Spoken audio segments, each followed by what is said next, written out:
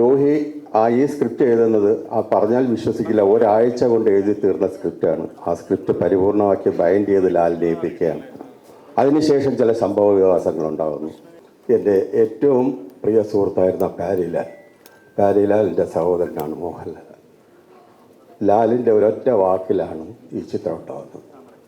ലാൽ അന്ന് എന്നെ വിശ്വസിച്ച്, ദിനേശിനെ വിശ്വസിച്ച് ഈ ഒരു പടം ചെയ്യാൻ തയ്യാറായപ്പോൾ ഞാൻ ആദ്യം സിബിയെ കാണുന്നു. സിബിയും ഞാൻ അസിസ്റ്റൻറ്റ് ഡയറക്ടർ ആയിട്ട് പല പടങ്ങളും വർക്ക് ചെയ്തിട്ടുണ്ട്.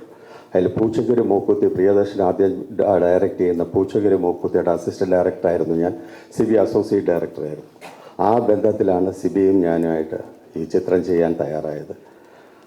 അത് അന്ന് ലാല് ആ ഡേറ്റ് എനിക്ക് തന്നില്ലായിരുന്നു എന്നുണ്ടെങ്കിൽ അങ്ങനെ ഒരു ചിത്രം ഉണ്ടാവില്ല.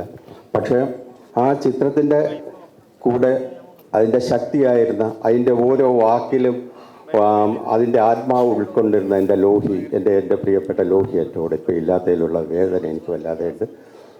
ലോഹി ഈ സ്ക്രിപ്റ്റ് എഴുതുന്നത് പറഞ്ഞാൽ വിശ്വസിക്കില്ല, ഒരാഴ്ച കൊണ്ട് എഴുതി തീർന്ന സ്ക്രിപ്റ്റാണ്. ആ സ്ക്രിപ്റ്റ് പരിപൂർണമാക്കി ബൈൻഡ് ചെയ്ത് ലാലിനെ ഏൽപ്പിക്കുകയാണ്. അതിനുശേഷം ചില സംഭവ വികാസങ്ങളുണ്ടാകുന്നു.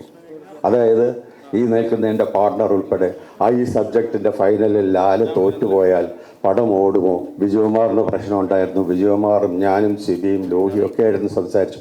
അന്നും ലാല് ശക്തി തന്നു, നമുക്ക് ഈ ചിത്രം ചെയ്യാം. അന്ന് ഈ ചിത്രം ധൈര്യമായി ചെയ്യാൻ ഞങ്ങൾ മുന്നോട്ട് വന്നു.